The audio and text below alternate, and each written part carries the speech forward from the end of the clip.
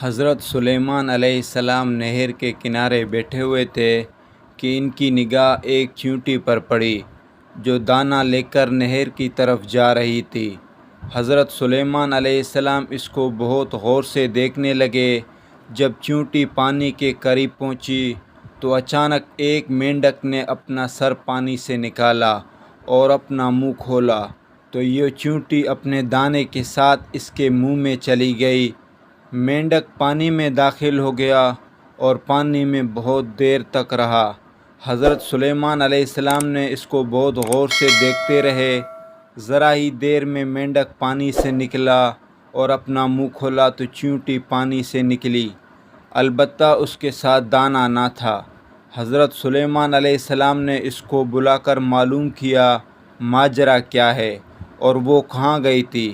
اس نے بتایا، اے اللہ کے نبی، آپ جو نہر کے تہہ میں ایک بڑا کھوکھلا پتھر دیکھ رہے ہیں، اس کے اندر بہت سے اندھے کیڑے مکوڑے ہیں۔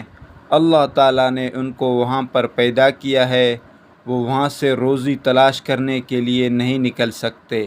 اللہ تعالیٰ نے مجھے اس کی روزی کا وکیل بنایا ہے، میں اس کی روزی اٹھا کر لے جاتی ہوں، اور اللہ نے مینڈک کو میرے لیے مسخر کیا ہے تاکہ وہ مجھے لے کر جائے۔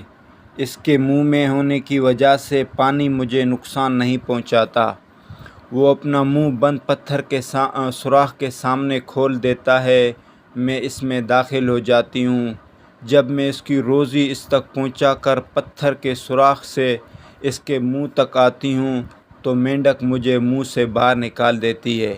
حضرت سلیمان علیہ السلام نے کہا، کیا تو نے ان کیڑوں کی تسبیح کو سنا؟ چیونٹی نے بتایا، ہاں، وہ سب کہتے ہیں اللہ وہ ذات ہے جو مجھے اس گہرے پانی کے اندر بھی نہیں بھولتا۔ اس طرح کے ویڈیو دیکھنے کے لیے ہمارے چینل کو سبسکرائب ضرور کریں۔